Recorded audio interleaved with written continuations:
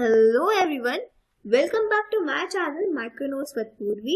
So today we are going to talk about antigenic properties, pathogenicity and laboratory diagnosis of bacteria. तो ये video जो है वो second part है E coli क्लैप्सुला की वीडियो का। फर्स्ट पार्ट में हम morphology, culture characteristic, biochemical reactions already discuss कर चुके हैं। तो अगर आपने वो वीडियो नहीं देखा है तो ऊपर आई बटन पर क्लिक करके वो वीडियो जरूर देखें। So let's start this video with antigenic properties. Antigenic properties जो हैं वो काफ़ी इंपॉर्टेंट होती है एंटेरोबैक्टीरिया फैमिली के बैक्टीरियाज के लिए। तो in case of E coli, serotyping is based on 3 antigens which are somatic antigen, flagellar antigen and capsular antigen. And in case of Klebsiella, serotyping is based on 2 antigens which are capsular antigen and somatic antigen. इतना कुछ तो बोल दिया, पर ये तो बताया नहीं कि सेरोटाइपिंग क्या होता है। तो सेरोटाइपिंग क्या होता है और हम इसे क्यों करते हैं वो देखते हैं। सीरोटाइप जो होते हैं वो एंटीजेनिकली डिस्टिंक्ट वैरायटी होते हैं स्पेसिफिक बैक्टीरिया की। मतलब बैक्टीरिया के सरफेस पे एंटीजेंस प्रेजेंट होता है जो कि इंड्यूस करता है इम्यून रिस्पांस और इनहांस करता है बैक्टीरिया की सर्वाइवल इन द होस्ट। तो इनके बेसिस पे हम बैक्टीरिया को डिवाइड करते हैं जिसे हम सीरोटाइप कहते हैं। तो process of dividing of bacteria on the basis of structure present on their surface is called serotyping, which is done by slide agglutination method. अब ई कोलाई के सरफेस पे 3 एंटीजन प्रेजेंट है which are O antigen, H antigen and K antigen. तो हम इनके basis पे सेरोटाइपिंग perform करेंगे। करते इसलिए हैं क्योंकि ये इंपॉर्टेंट रोल प्ले करता है identification purposes in the clinical laboratory and also in the epidemiological purposes. Epidemic means a rapid spread of disease to a large population in a short period of time. जैसे एक strain है E coli का जो कि के antigen carry करता है and more commonly responsible होता है पायलोनेफ्राइटिस इंफेक्शन कॉज करने के लिए which is infection of kidney. And एक स्ट्रेन है ई कोलाई का जो कि सिस्टाइटिस कॉज करता है, मतलब इंफेक्शन ऑफ यूरिनरी ब्लैडर, पर वो के एंटीजन कैरी नहीं करता। तो this example shows the importance of serotyping. मतलब जैसे सीरोटाइपिंग से हम ये पता लगा सकते हैं कि कौन सा इन्फेक्शन सीवियरली कॉज कर रहा है, कौन सा माइल्डर इन्फेक्शन कॉज कर रहा है। अगर सेकेंडरी इन्फेक्शन कॉज कर रहा है तो वो सीरोटाइप जो है वो सीवियर इन्फेक्शन कॉज कर रहा है या माइल्डर इन्फेक्शन कॉज कर रहा है। हो सकता है कोई सीरोटाइप जो है वो किसी एंटीबायोटिक से रेसिस्टेंट हो और किसी एंटीबायोटिक से सेंसिटिव हो। तो इन सब के लिए सीरोटाइपिंग जो है वो काफी इंपॉर्टेंट है। आई होप आपको सीरोटाइपिंग समझ आ गई होगी। तो अब बात करते हैं सरफेस एंटीजन के बारे में। तो द ओ एंटीजन और सोमैटिक एंटीजन, जिसे हम सेल वॉल एंटीजन भी बोलते हैं क्योंकि ये सेल वॉल में प्रेजेंट होता है, ये आउटर पॉलीसेक्राइड पोर्शन होता है लाइपोपॉलीसेक्राइड का। Lipopolysaccharide is the integral part of the cell wall of gram negative bacteria present in the outer membrane. अब जो ये ओ एंटीजन होते हैं ये रिपीटिंग ओलिगोसेक्राइड यूनिट से बने होते हैं। तो on the basis of variation in the type of sugar or their arrangement, some 170 types of O antigens have been recognized. Now H antigen is present on the flagellal protein. तो जिनके पास flagella होगा वही bacteria ये antigen contain करेंगे। E coli में H antigen होता है, whereas H antigen जो है वो क्लैप्सुला में एब्सेंट होता है। 75 H एंटीजन जो है वो अभी तक देखे जा चुके हैं। द कैप्सुलर और के एंटीजन उनमें ज्यादा प्रोमिनेंट होता है जिनके पास प्रोमिनेंट कैप्सूल है, जैसे कि क्लैप्सुला। ई कोलाई की जो स्ट्रेन कैप्सूल प्रोसेस करेगी उनके पास ये एंटीजन होगा। सो 80 serotypes have been recognized in the Klebsiella on the basis of K antigen.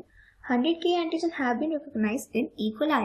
So I hope कि आपको एंटीजेनिक प्रॉपर्टीज समझ आ गई होगी। अब अगर बात करें वायलेंस प्रमोट करने की, तो सभी ग्राम नेगेटिव बैक्टीरिया में एंडोटॉक्सिन जो है वो कंपल्सरी कंपोनेंट होता है। जो लाइपोपॉलीसेक्राइड लेयर होती है ग्राम नेगेटिव बैक्टीरिया में, that layer accounts for endotoxin activity and O antigen specificity. और ई कोलाई के कुछ स्ट्रेन्स में फिम्ब्रे प्रेजेंट होता है और जो कि फैसिलिटेट करता है इनकी attachment and colonization in the host. Klebsiella में भी एंडोटॉक्सिन एक्टिविटी है वो प्रमोट करती है वायलेंस, एंड जो कैप्सूल प्रेजेंट होता है कैप्सुला में वो भी इंपॉर्टेंट रोल प्ले करता है वायलेंस एनहांस करने में। अब बात करते हैं टॉक्सिन्स के बारे में। तो सारे ग्राम नेगेटिव बैक्टीरिया एंडोटॉक्सिन कंटेन करते हैं जो कि मेजर रोल प्ले करते हैं पैथोजेनिसिटी में, पर जो ई कोलाई हैं वो एक्सोटॉक्सिन्स भी प्रोड्यूस करते हैं। अब जो एक्सोटॉक्सिन्स हैं वो 2 टाइप्स के होते हैं, हीमोलाइजेंस एंड इंटेरोटॉक्सिन्स। हीमोलाइसिस जो है वो इतना इंपॉर्टेंट रोल प्ले नहीं करता पैथोजेनिसिटी में, पर जो इंटेरोटॉक्सिन है ये इंपॉर्टेंट रोल प्ले करता है एंड इट कॉजेज डायरिया। इंटेरोटॉक्सिन भी जो है वो 3 टाइप्स के होते हैं। इनमें से 2 टाइप के जो टॉक्सिन है वो कॉज करते हैं वाटरी डायरिया, और जो थर्ड वन है वो कॉज करता है bloody diarrhoea and haemolytic uraemic syndrome.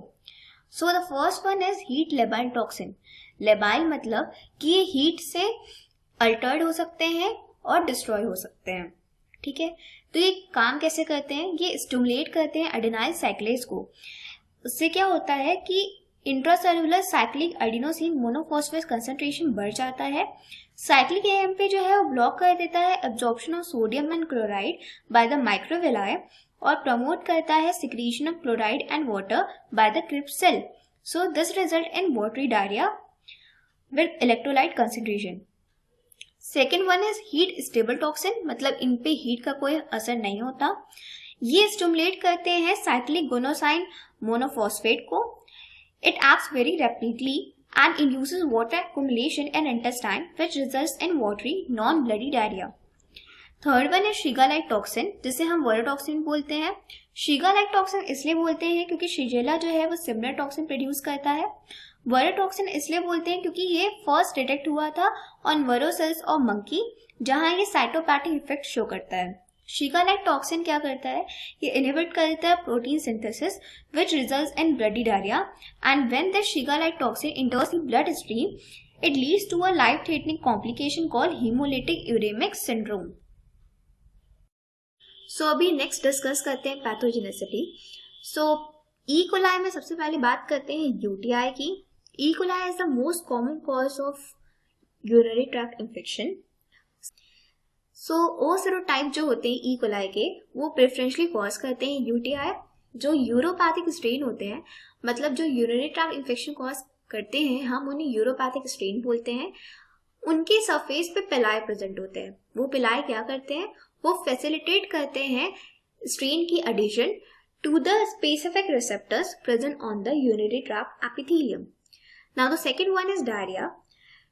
तो 5 different types of E coli जो है वो रिकॉग्नाइज्ड है डायरिया कॉज करने के लिए। First one is enteropathogenic E coli. जो इंटेरोपैथोजेनिक ई कोलाई है वो मेनली कॉज करते हैं diarrhoea in infants and children. इनकी जो पैथोजेनिसिटी है वो अभी क्लियरली डिफाइंड नहीं है, क्योंकि ये जो है ना ही प्रोड्यूस करते हैं इंटेरोटॉक्सिन्स और ना ही ये इन्वेसिव होते हैं। Second one is enterotoxigenic E coli, जिन्हें हम ट्रैवलर्स डायरिया भी बोलते हैं। नाम से ही समझ में आ रहा होगा कि ये इंटेरोटॉक्सिन्स प्रोड्यूस करते हैं। ये हीट लेबाइल टॉक्सिन प्रोड्यूस करते हैं या फिर हीट स्टेबल टॉक्सिन प्रोड्यूस करते हैं, या दोनों टॉक्सिन प्रोड्यूस कर सकते हैं। तीसरा है entero invasive E coli. Entero invasive इसलिए कहते हैं क्योंकि इनके पास कैपेसिटी होती है to invade interstitial epithelial sales.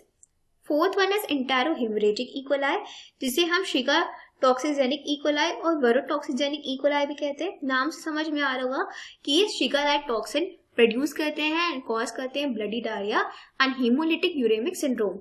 ये जो स्ट्रेन लिखी है 0157S7, ये सेरोटाइप जो है वो कॉज करते हैं HUS मेनली। तो जैसे मैंने यहाँ लिखा है O157S7, वैसे आपने कई जगह यहाँ पे O25, 55 या H25 लिखा हुआ देखा होगा। तो जब मैंने एंटीजेनिक प्रॉपर्टीज बताई थी तभी हमने बताया था कि O सेरोटाइप के भी 170 टाइप्स होते हैं और H सेरोटाइप के भी 75 टाइप्स रिकॉग्नाइज किए जा चुके हैं। अगर इसी को एग्जाम्पल ले तो उसका मतलब ये होता है कि 157 टाइप ऑफ ओ सेरोटाइप जो है वो HUS मतलब हीमोलिटिक यूरेमिक सिंड्रोम जो है वो मेनली कॉज करता है। तो fifth one is entero aggregated E coli. This strains are so named because they appear aggregated. फिर थर्ड नंबर पे पायोजेनिक इन्फेक्शन लिखा है। ई कोलाई जो है वो इंट्रा एब्डोमिनल इन्फेक्शन भी कॉज करता है such as peritonitis. And fourth number पे लिखा है सेप्टिसीमिया। तो जब ई कोलाई ब्लड इन्वेशन करता है तो it leads to a serious condition और fatal condition like septic shock syndrome. अब बात करते हैं पैथोजेनिसिटी ऑफ क्लैप्सिला के बारे में। तो Klebsiella pneumonia is a serious disease with high fertility rate. ये मेनली उन पर्सन्स में देखा जाता है जिनकी इम्यूनिटी वीक होती है, जैसे कि ओल्डर पर्सन्स या जो पर्सन डायबिटीज मेलाइटिस से सफर कर रहे हैं या कोई अल्कोहलिक पर्सन है, तो उनमें ये ज्यादा देखा जाता है। It is cause by Klebsiella pneumoniae.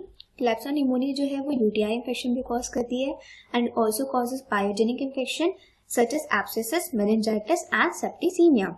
इनमें हाई फर्टिलिटी रेट इसलिए देखा जाता है कि जो मोस्टली स्ट्रेन जो इन्फेक्शन कॉज करती हैं वो मल्टी ड्रग रेजिस्टेंट होती है। सो लेबोरेटरी डायग्नोसिस में वही पॉइंट आते हैं जो हम culture characteristic and biochemical reaction में पढ़ चुके हैं।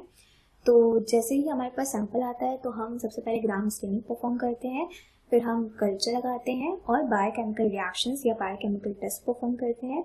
हम एंटी माइक्रोबियल ससेप्टेबिलिटी टेस्ट भी परफॉर्म करते हैं क्योंकि बहुत सारी स्ट्रेन जो है वो मल्टी ड्रग रेजिस्टेंट होते हैं। यूटीआई केस में हम स्क्रीनिंग टेस्ट भी परफॉर्म कर सकते हैं जैसे ग्रीस नाइट्राइट टेस्ट और catalyst test. So if you find this video helpful, please like, subscribe and share the video. Thanks for watching the video.